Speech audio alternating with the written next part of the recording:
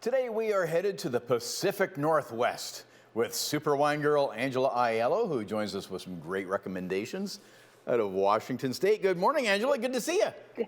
Good morning, Bob. How are you doing today? Good. So Washington State, this is pretty darn close to the BC's Okanagan Valley.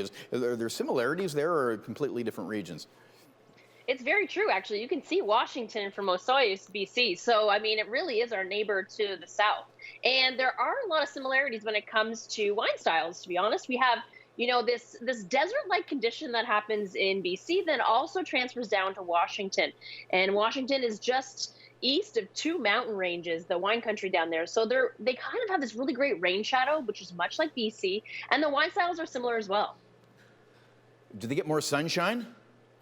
300 days of sunshine a year. I think everyone in Ontario is a little jealous of that right now. But looks like a beautiful place to visit.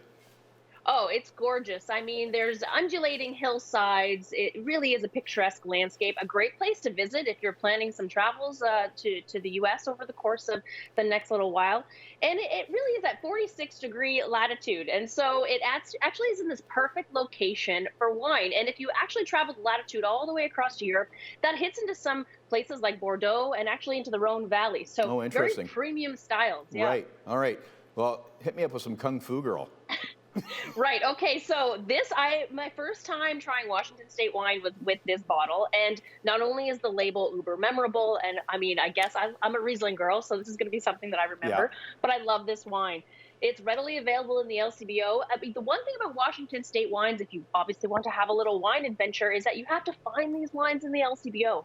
There is no Washington State wine area, as there is California or Chile. You have to go to the Pacific Northwest area.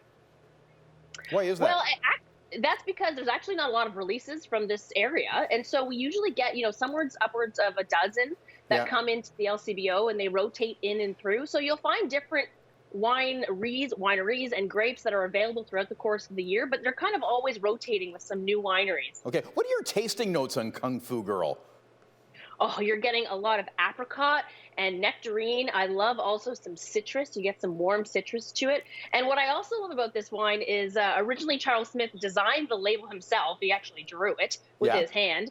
And the wine also is a perfect pairing with a lot of your favorite takeout orders, like whether it's red curry, green curry, sushi, pad thai. This is a wonderful wine. Riesling's wonderful pairing with that. Now, I was asking you about tasting notes because I was looking at the LCBO tasting notes, and they said smoky with hints of citrus and petrol. What the hell? Is that a thing?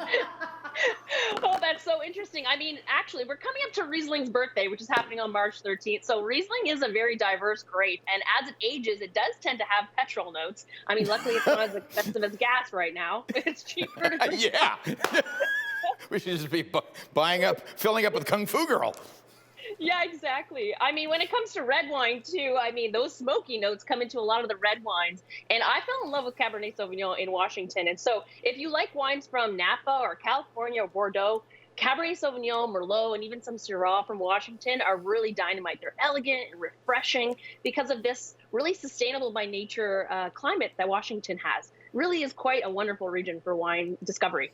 Okay, where do they come in price point-wise? Okay, so the Kung Fu Girl comes in at about $15. I really do love the Columbia Crest Chardonnay. There's some wonderful Chardonnays from Washington. I had a roasted chicken last night, and Chardonnay is fabulous with it. About $15 as well. And then the reds kind of go into the upper, teens, I guess, upper teens, and then into the 20s. You can find some ultra premium wines, maybe in the $50, $60 category, but everything kind of funnels in between the $18 and let's say $30 range. Okay. And is that the complete selection that we would find when we're perusing for Washington State, or are there more discoveries?